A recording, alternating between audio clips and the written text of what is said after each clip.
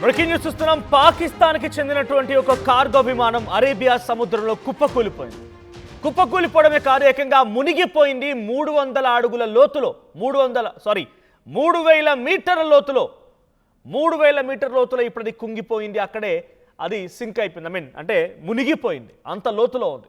ఇది Sharjah international airport నుంచి వస్తోంది విమానం. షార్జా ఇంటర్నేషనల్ ఎయిర్పోర్ట్ నుంచి వస్తున్న క్రమంలో పాకిస్తాన్కి వెళ్తోంది ఆ విమానం. ఆ విమానంలో విమానం అంటే ప్రయాణికులు ఎవరు లేరు, ఒక 5 క్రూ మెంబర్స్ ఉన్నారు అండ్ పైలట్స్ ఉన్నారు. సో K2 ఎయిర్వేస్ కార్గో అని బోయింగ్ 737-400 ఫ్రైటర్ అంటే గూడ్స్ని తీసుకోవడం కోసం ఉపయోగించినటువంటి విమానం ఇది. APBOI షార్జా నుంచి కరాచీ వస్తోంది.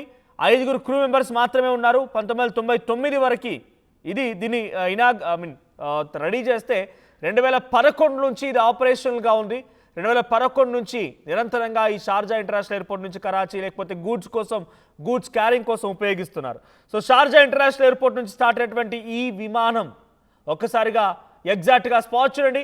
KTA 732 అని మీరు చూస్తున్నారు. అక్కడ నుంచి షార్జా ఇంటర్నేషనల్ ఎయిర్పోర్ట్ నుంచి స్టార్ట్ అయినటువంటి విమానం అలా వచ్చి పాకిస్తాన్ కోస్టల్కి సమీపంగా ఓర్మార్ అనేటువంటి ప్రాంతంలో ఓర్మారా అనేటువంటి ఆ ప్రాంతంలో ఒక్కసారిగా 53 నాటికల్ మైళ్ళ దూరంలో సముద్రంలో కుప్పకూలిపోయింది. సో అరేబియా సముద్రంలో ఇది కుప్పకూలిపోయింది. 3000 మీటర్ల లోతులో ఇప్పుడు ఈ విమానం మునిగిపోయినట్టు తెలుస్తుంది. ఎగ్జాక్ట్గా స్పాట్ చూడండి. ఒకసారి హోల్డ్ చేయండి PCR. రైట్, ఇక్కడ ఎగ్జాక్ట్గా ఆ రైట్ సైడ్ మీద చూస్తే అదంతా కూడా పాకిస్తాన్ మ్యాప్. పాకిస్తాన్కి 53 నాటికల్ మైల్స్ దూరంలో ఓర్మారా అనేటువంటి ఆ కోస్టల్ ప్రాంతంలో ఉన్నటువంటి ఒక ఏరియా నుంచి అక్కడ కుప్పకూలిపోయింది.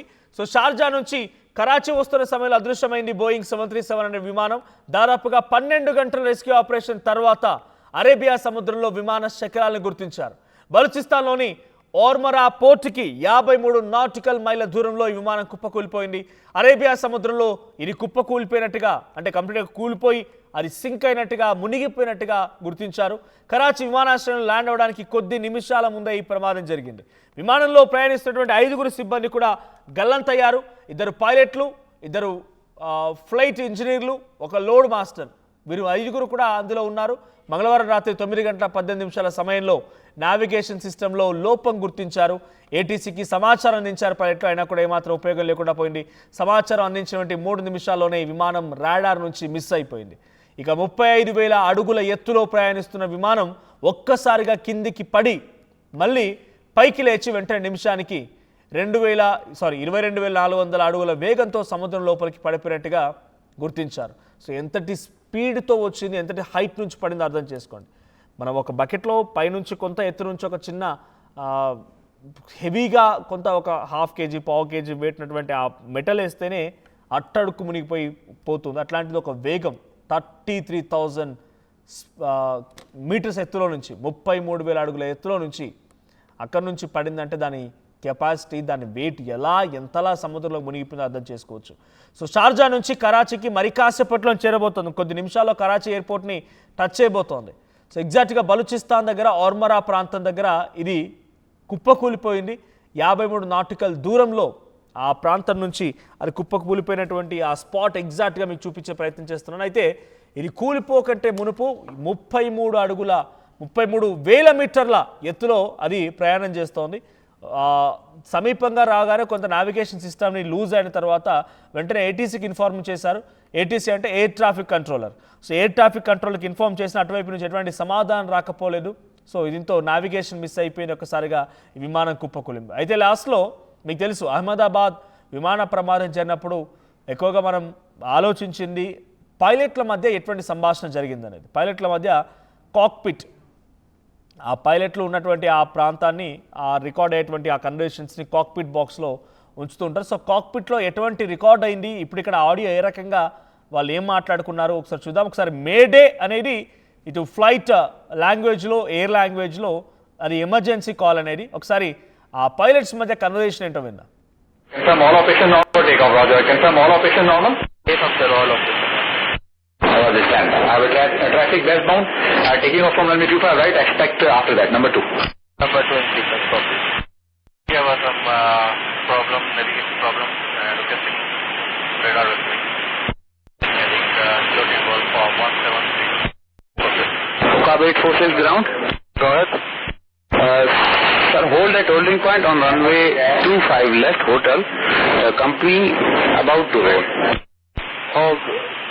Hotel 25 left of Fab 846. And confirm to contact tower.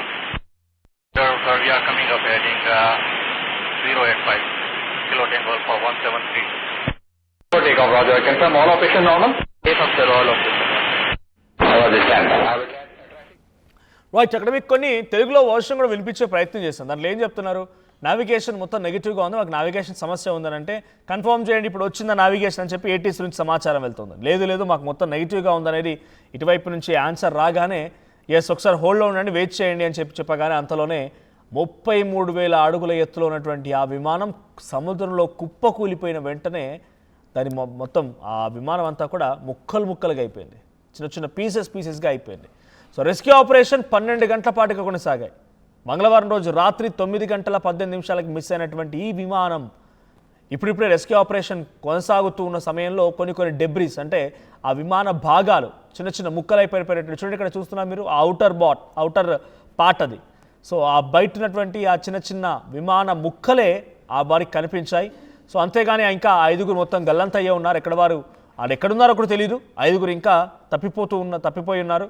So Sharjah నుంచి పాకిస్తాన్ కరాచీ వైపుగా వస్తున్నటువంటి ఈ విమానం ప్రమాదానికి గురవడానికి గల ప్రధాన కారణం నావిగేషన్ సిస్టమ్ పనిచేయకపోవడం, నావిగేషన్ సిస్టమ్ కరెక్ట్గా లేకపోవడం. దాదాపుగా 12 గంటల రెస్క్యూ ఆపరేషన్ తర్వాత ఎక్కడుందా అని దొరికింది. నావిగేషన్ చేసిన తర్వాత కూడా వాళ్ళకి నావిగేషన్ మిస్ అయినప్పుడు ఎక్కడ పోయింది ఎట్లా తెలుస్తుంది?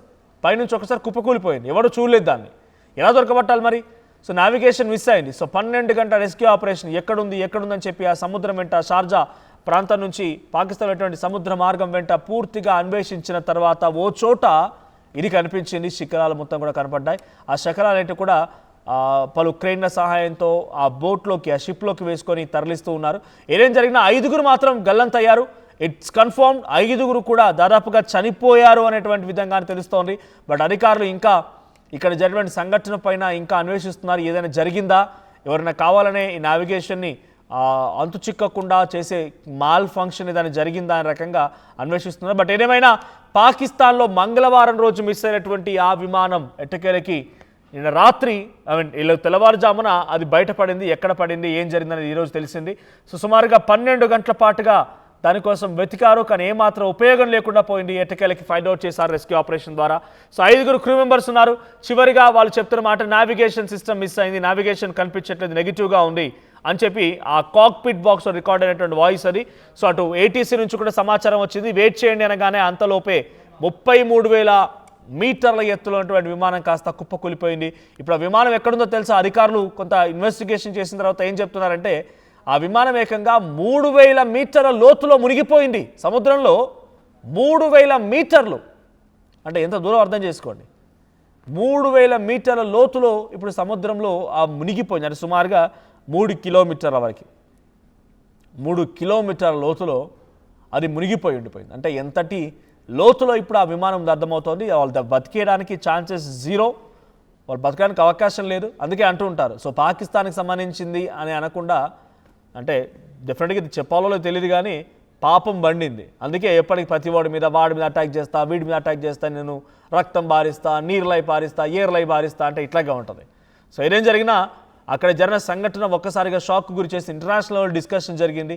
సో ఇంతసేపు పాటుగా కనీసం దాని ఆచూకీ కూడా దొరకలేదంటే ఎటువంటి మాల్ ఫంక్షన్ అర్థమవుతోంది. సో నావిగేషన్ సిస్టమ్ మిస్ అవ్వడం, వాళ్ళకి దాన్ని కంట్రోల్ చేయలేకపోవడం, 33,000 మీటర్ల ఎత్తులో నుంచి పడిపోవడం, 3 కిలోమీటర్ల లోతులో ఇప్పుడు ఆ విమానం మునిగిపోవడం ఒక షాక్ సంఘటన చెప్పాలి. మరి దాంట్లో క్యారీ చేస్తున్న గూడ్స్ ఏంటి, ట్రాన్సిట్ ఆర్డర్ ఏంటి అనేది తెలీదు. బట్ ఇంపార్టెంట్ వాల్యూస్ అయితే ఉన్నాయని చెప్తున్నారు.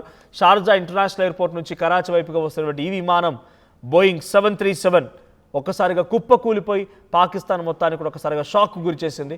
సో ఇప్పుడు అరేబియా సముద్రంలో మునిగిపోయినటువంటి ఈ విమానానికి సంబంధించి ఇంకా అన్వేషిస్తున్నారు.